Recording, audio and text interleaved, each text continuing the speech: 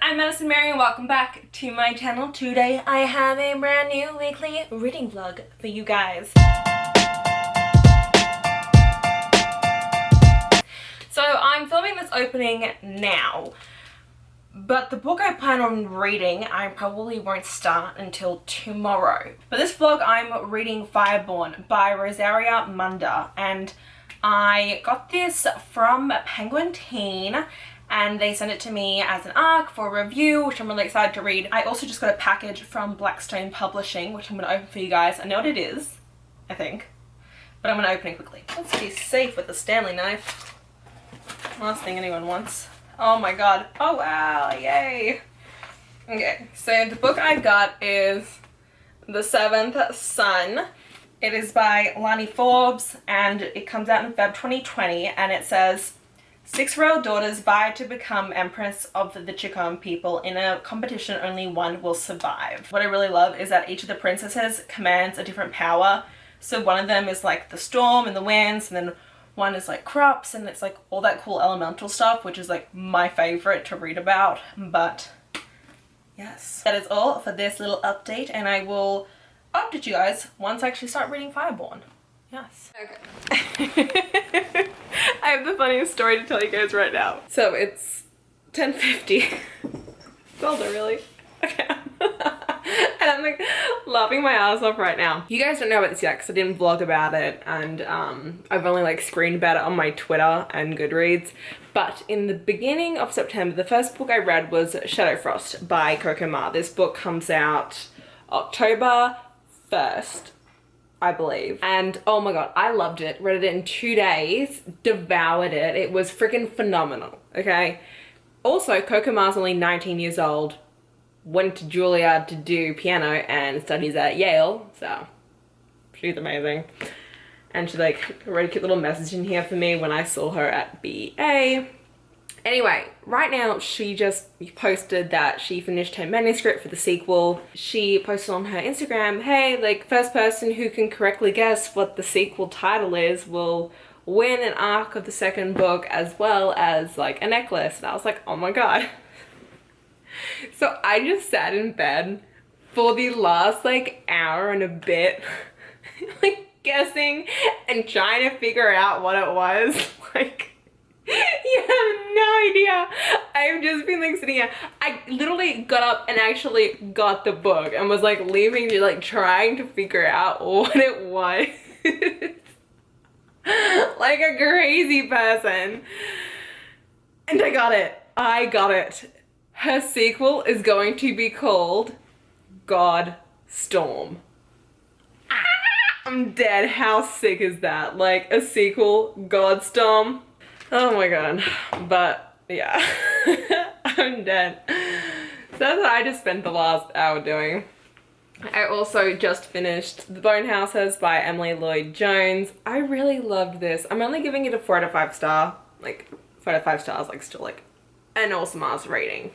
But it just wasn't a 5-star I'm in love. But it was pretty close. Like it could potentially be a 4.5 if I was like really feeling it, but it's definitely a 4 out of 5 stars. I think a lot of people will actually end up 5-starring this, and it's just a really beautiful story because it is a standalone as well, which I think is really nice. Like every once in a while it's nice to read a standalone fantasy, and it talks a lot about, you know, we have 2 main characters. Alias, he has a shoulder wound, and because of that he lives in chronic pain. He does have chronic pain, and there's chronic pain rep in this. There's also a lot of death of a loved one. It's a world that's about, in this town, what happens is the dead don't stay dead. The dead rise during the night, and they tend to be confined to the forest. However, in the last 2 weeks the dead have been venturing out of the forest and kind of coming into this town, and so our main character, Rin, she kind of goes out and kills them because her family were a family of grave diggers, and before her, her dad used to do this, but he died in a mining accident. So ever since, Rin has to look after her brother and sister, and this is what she does for the town. When Alias comes to town, he wants to, you know, he's a map maker, so he wants to kind of get everything, get the lay of the land, and so he asks Ren to take him into the forest and to show him everything, and she agrees on the condition that they go into the forest and try and find the other king's castle, which is where this bone house curse arised from. And so that's kind of the journey's about. It was just such, I just feel like I'm gonna keep saying it's just such a beautiful book, but it really is just such a beautiful book. And there are so many beautiful moments in this. Oh my god. But, give me one sec. What? The purpose of this vlog is to read Fireborn by Rosaria Munda. So I'm gonna start this. Katie said that she's like, I think she said she's like a third of the way in and it's just now picking up. She said the beginning's pretty slow. So I'm buddy reading this kind of with Katie from Katie's Book Nook and also Steph from Shut Up and Read. But neither of them knows I'm buddy reading with the other one. So I should probably mention that in our group chat. Anyway, gonna get to reading this. I just wanted to talk to you guys about my shadow frost thing. Okay. Bye! Hey, so it is 1:26 in the morning and I'm on page 67 at the moment of Fireborn. But so far it's pretty interesting. The chapters are quite long and what they normally do is they start off with a flashback to when Annie and Lee were like in the orphanage and how they kind of became friends, and then the chapter like focuses then on Annie and Lee's perspective on present day. So far it's pretty interesting. Annie and Lee are both in the Fourth Order, so there's 4 guardians, which are like 4 dragon riders that are kind of like the top of the dragon riders, and then in the next 2 months one of those will become the first rider, which is like the prime dragon rider, and then that person will later on become the protector, which is like the head of the land. The book starts out with how there is this rebellion against the Dragonborn, and the Dragonborn dragon riders initially were this upper class group of people, and there are 3 different breeds of dragons which had 3 different clans, and one person from each of those clans were kind of like the rulers of everything in this place. And they were kind of oppressive. There were only 2 kind of castes, and they were like the Dragonborn, then there was the patricians, that's how it's spelled, probably wrong, and then there were the peasants. And so it was all very oppressive as a system, and it was very corrupt. There was this man called the Protector, and he led a rebellion and slaughtered all of the Dragonborn, and some of them did manage to escape, including Lee. And so we now have nowadays Lee's identity is unknown. It's kind of hinted at that like a couple people kind of know, and judging from the blurb of the book, it sounds like the Dragonborn that got away know that Lee is potentially Lee. Like, I'm getting that vibe at the moment. We just had like a girl show up who was like asking questions, and I'm like, oh, I bet she's the girl who recruits him. So the blurb of this book pretty much says that what happens is the Dragonborn that were thrown out before are probably planning a rebellion to come back in and like reinstate themselves.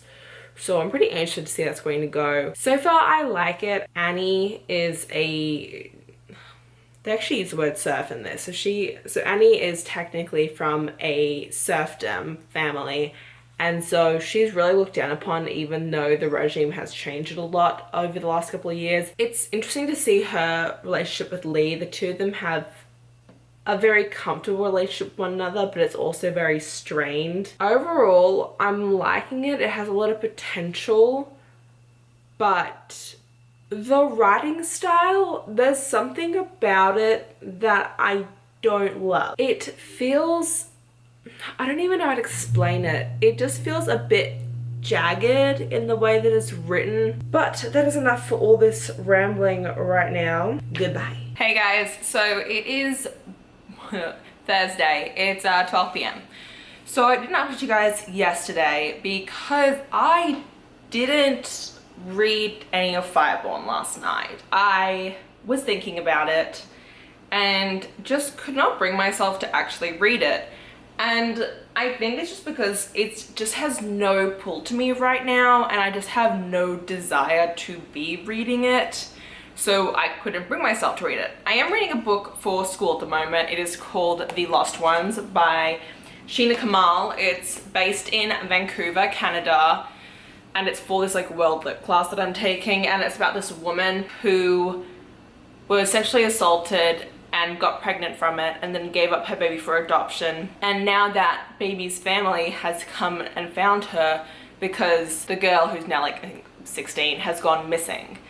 And apparently she's trying to find her like biological mother, and Nora currently works as like a PI sort of, and at the same time, however, like her old journalist friend was just murdered. So there's a lot of things going on here. And it's actually really interesting so far. I'm actually really digging it as like a school book. I'm really glad I chose this class. And then I actually read all of a manga series called Crayon Days last night. And I read that like on my phone. Yeah, this is just my little update for now. Doesn't have much substance to it, but I hope you guys are still okay with that.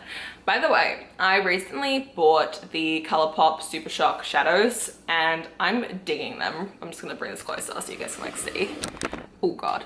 So like I have like 2 colors on right now and they're like really cool and creamy. I use like a primer and then you just use your fingers and like pat and like swipe it on. And it's pretty dope. I'm also like wearing the Maybelline Superstay pen at the moment. So just some fun facts for you guys. Also, do you guys see this? I was holding Zelda last night and in the TV show I was watching MacGyver. Gunshots happened and so she just like jumped right out of my arms and like scratched the crap out of my chest, and now it looks weird, so that's great. But yes, until later. Hi baby. Yeah. You're such a mood. Oh, hi. It's been a while since I've updated you guys. It's actually Sunday currently. Got my nails done on Friday. Oh God, they're not gonna focus, is it? Look at these nails. Oh no, now she's gonna want to come and get patted. Yeah, you are, aren't you? Not gonna lie guys, been a bit off this week. Just like not in a reading mood, and you know that happens, like that's chill. Like I think we should all accept that sometimes we're just not in the mood to read. Like when I have been in the mood to read, it isn't like my book. And I think it's just because at the moment there's nothing about Fireborne that's really pulling me in and making me want to read it. I did read more of it last night. I think I'm like 188 pages in, so I'm like a good 30-40%. Like I just don't have any investment in it. One of our main characters, the female, Annie, she's kind of bland. I don't really understand the point of view. I don't really like reading it. It's kind of annoying to me. I like Lee's point of view. But yeah, that's just a quick little update for you guys. Just feeling a bit all over the shop and just gonna sit here and love my baby girl and just keep watching videos even though it's like, what time is it? 5 in the morning. Gotta love that for me. Yeah. Oh, let's do this. What's up? Just sitting here. It's Monday afternoon, technically. It's like 12:15, 12:30. As you guys know, I've been reading Fireborn and it was pretty slumpy to read in the beginning. I will say that the last third of this book I actually really enjoyed. I'm so conflicted on my feelings for this book. I think that it just took too long to become any kind of invested into the story. I would say definitely like at the halfway mark things start to pick up, and then it's a little bit after that, like the halfway mark is where I begun to become more invested in the story and I wanted to know like what was going to happen next. However, I was still not invested in all of our characters. I still don't like Annie that much. I do like her a little bit more now due to the ending of this book. I'm also a little bit upset with how Lee's character ended up. I feel like he took too many steps backwards, but I do think that it's set up to see quite an interesting storyline for the second book. I still really like the dragon aspect of this book. I like the idea of, you know, dragons. There's this thing where they spark and that's when they actually have dragon breath and like can fire like flame from their mouths. And until they're sparked, they can't do that, which is quite interesting. I feel like the main thing that this book is about is it's this idea of there was this rebellion 10 years ago against the triarchy of the three main dragon lords, and after this rebellion this underling became the protector, the first protector, and he took to murdering all the dragonborn and executing them and executing all the dragons except for these 32 eggs, in which he then has started a new thing where commoners were able, whoever was chosen by a dragon as a child, were able to become this new fleet of dragon riders. The issue is our main characters, we have Annie, who came from being like the lowest class before the revolution, like she was a Highland serf, and then you have Lee, who is the son of Leon, who is one of the original triarchies, and he just survived that. It's very difficult to read because a lot of the times it's a lot of talk about serfdom and peasantry and class system and what it means to be in different castes, and how there is this new regime, but is this new regime necessarily good? And then Lee finds out that, you know, some of his kin did survive, and does he go back to them or does he stay with the people who he's come to know? And does he go back to his kin when he knows all the horrible things that they had done? But then again, is this new regime still good anyway? And like, he's very torn between that, and I think that's what I really liked about this book. But at the same time, it was just very hard to read. Like, there's a part towards the end of this book where they have to collect taxes, like not taxes, but they have to collect food and the horrors that they have to do. And I actually, like, it was very hard to read, but I liked that because I felt like that was when we finally got to a part of the book where I was actually affected by what I was reading, and I really liked that part of it. I enjoyed seeing the turmoil. I didn't enjoy seeing the turmoil, but like the struggles that Lee went through between being torn between his kin and his family, and also this found family that he had made and what he had created from himself, and the way that he was kind of resentful to what his father had been, but also still somewhat loyal. And I like that whole aspect of it. I think that Annie did grow in this book, but I don't like her. And when you don't like one of the main characters in your POV book, it's not good. But I don't know, it was a strange read. And you know what, there was actually one point, I will say, where she goes, "I let out a breath I didn't realize I'd been holding." It's fine. Anyway, I have a box here from Blackstone Publishing. I don't remember asking for another book other than Seventh Son. Maybe this will be a finished copy. If this is a finished copy of a book, I'm gonna like squeal my ass off, but we'll find out soon.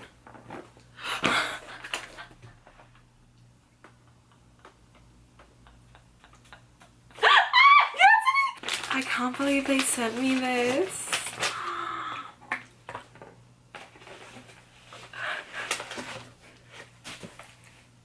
They sent me a finished copy of Shadow Frost by Coco Ma.